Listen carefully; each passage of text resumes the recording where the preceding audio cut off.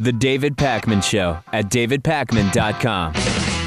Well, it happened, Lewis. At the Talkers New Media Seminar over the weekend, I got a kiss on the cheek from talk radio hostess Stephanie Miller. What do you think about that? That's fine.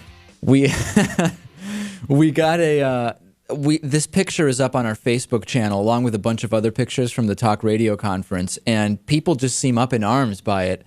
I don't even know what the big deal is, but a lot of inappropriate comments, emails about this picture. I don't really see what the big deal is. And people saying, Stephanie Miller getting a little touchy-feely with me, but I think it's just her personality. I mean, let's be honest. She's 49 and she's into women, so I don't know what people are making a big deal out of. Yeah, maybe that you look like you just took 3 hits of meth. Maybe that's what.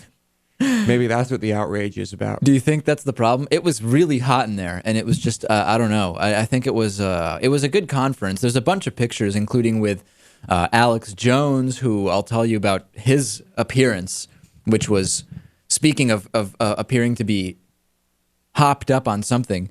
A lot of stuff I want to mention. So this conference is organized by Talkers Magazine, which is really the major, maybe even the only talk radio magazine that's left at this point. And there was a presentation from a radio financial advisor, and he was talking about a lot of different things. And at one point, I'm sitting very close to J.D. Hayworth, former Arizona congressman. And we've talked about him a lot on the show. You remember. Yep. And at one point, he was involved in one of these free money scam infomercials. And at one point after the presentation, it was opened up for questions. And J.D. Hayworth raises his hand.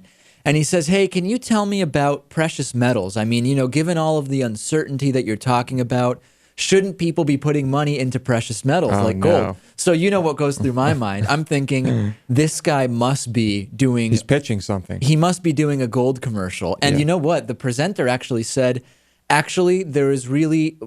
the reason we hear so much about gold now is it's at an all-time high. And there's a lot of scams out there, maybe even one that J.D. Hayworth at the time I thought was involved in. And I don't really recommend getting into, in any significant way, getting into precious metals. And J.D. Hayworth just kind of didn't say anything. He clearly didn't like the answer. He was kind of like, And when I got home, I actually looked up to see if he's doing any of the gold infomercials or gold scams or anything. I actually didn't find anything. So maybe it was an honest question from J.D. Hayworth. I don't know. I doubt it. You think there was something, an underlying motive, personal interest there? No doubt. If there is, I haven't found. And then Alex Jones he was one of the speakers. He was a keynote speaker, and he went up there.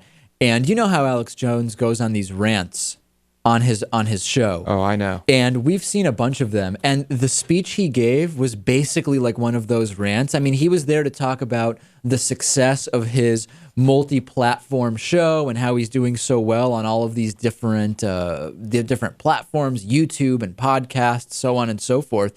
But instead, he went up there and he basically gave the most epic conspiracy theory rant that I've ever witnessed, to the point where he was yelling. I mean, it literally sounded like the Justin Bieber rant, which I'll play a little bit for you. And imagine that you're just sitting there and Neil Bortz is in the back of the room listening to this.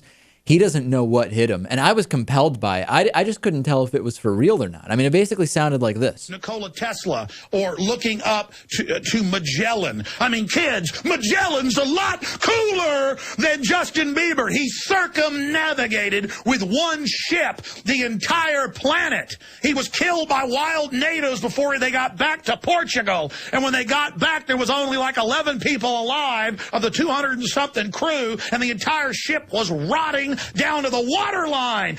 All right, so that's basically what his speech was, and he went on this rant about he doesn't care about his own life. He just cares about making people aware and New World Order. And then afterwards, I was just talking with him with a few other people, and I think he might even actually think that it's a little bit... in other words, he's exaggerating, because he said, I didn't want to go too over the top. I think I could have really freaked these guys out if I had tried. And if you looked around that room, I mean, people were stone-faced. They didn't know what happened. It was like when Alex Jones went on The View. So, again, I don't know. Looking at the video, maybe it's overacting, because he wasn't anything like that after the speech. And then I'm trying to think what else went on there. Stephen Baldwin was there, of course, Alec Baldwin's brother. He's now a born-again Christian. He's doing some kind of radio show. And I was standing next to him for a couple of the presentations, and he just had this look on his face, like he just is not impressed with anything that's going on, which honestly is the look I had on my face when Sean Hannity showed up. Oh, boy. I just was acting like, yeah, hey, I'm not impressed. Just pretending not to be impressed, obviously. As the young conservatives I was hanging out with there, basically members of the Young Republicans Club that you would imagine at Northwestern, just swooning over Sean Hannity. I bet. But I played it cool, I wasn't impressed. Pakman's a cool cat.